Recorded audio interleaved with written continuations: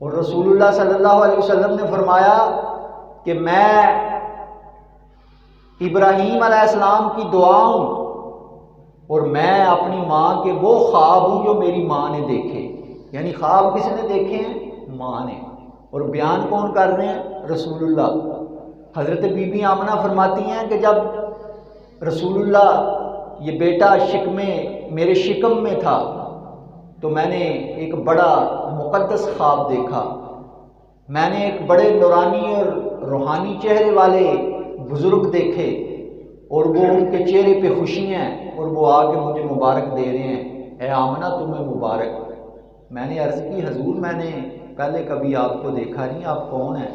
تو وہ بزرگ کہنے لگے کہ اے آمنہ میں تمام انسانیت کا ابا جان ابو البشر آدم ہوں. اے آمنہ میں تمہیں مبارک دینے آیا ہوں کہ اللہ نے مجھے ابو البشر بنایا ہے، لیکن اللہ تمہیں جو بیٹا دے گا وہ خیر البشر ہوگا.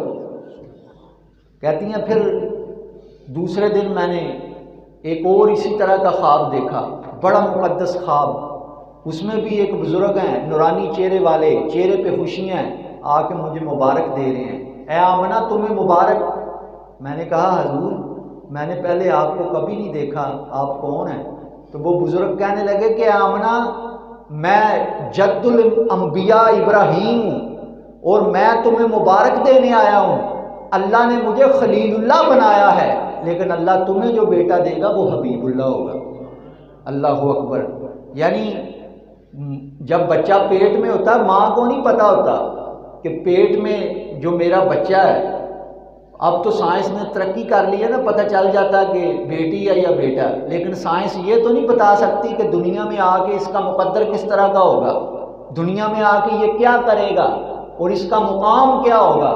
لیکن حضرت سیدہ آمنہ فرماتی ہیں کہ مجھے اسی وقت ہی پتہ چل گیا تھا کہ یہ کوئی عام بچہ نہیں ہے، میرے پیٹ میں جو بچہ وہ بڑی شان والا ہے.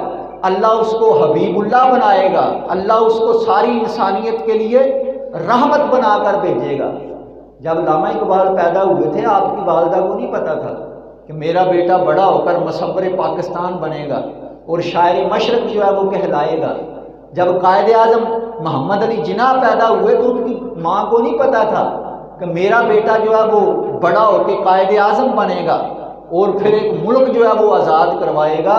لیکن قربان جائیں سیدہ آمنہ کی شان پر، ابھی رسول اللہ پیٹ میں ہے، پہلے ہی پتہ چل گیا کہ یہ عام بچہ نہیں ہے بلکہ یہ تو حبیب اللہ ہے، یہ تو سید البشر ہے، یہ تو ساری انسانیت کے لیے رحمت بنا کر جو ہے وہ بھیجا گیا ہے. تو برادران اسلام، آپ کے دادا جناب عبد المطلب جس رات رسول اللہ دنیا میں تشریف لائے، ساری رات جناب عبد المطلب بیت اللہ کے اندر رہے اور دعائیں مانگتے رہے. ان کو بھی پتا تھا کہ آج میرے بیٹے عبداللہ کی نشانی آنے والی ہے، تو وہ ساری رات دعائیں کرتے رہے، یا اللہ جو بچہ آئے وہ میری اور میرے خاندان کی عزت کا سبب بنے. تو قدرت کی جانب سے بھی یہ اعلان ہو رہا تھا، عبد المطلب یہ صرف تیرے خاندان والوں کی عزت کا سبب نہیں بنے گا، یہ تو پوری روئے زمین کے لیے رحمت بن کر آیا ہے، بلکہ ساری کائنات کے لیے جو ہے وہ رحمت ان کے دم قدم سے بٹے گی. تو برادران اسلام، حضرت جناب عبد المطلب فرماتے ہیں کہ جب رات کا پچھلا پہر ہوا، صبح صادق کا وقت ہوا جس وقت رسول اللہ کی پیدائش ہوئی ہے، کہتے ہیں اچانک بیت اللہ کے اندر جو ہے وہ تبدیلی آئی ہے. میں نے دیکھا کہ بیت اللہ جو ہے وہ ہلنا شروع ہو گیا ہے اور بیت اللہ بیت آمنہ کی جانب جھک رہا ہے اور اس میں جو بت ہیں وہ سارے تھر تھرا کے گر رہے ہیں. یعنی رسول اللہ کی ابھی آمد ہوئی ہے، بیت اللہ کے اندر جتنے بت تھے وہ گرنے شروع ہو گئے ہیں.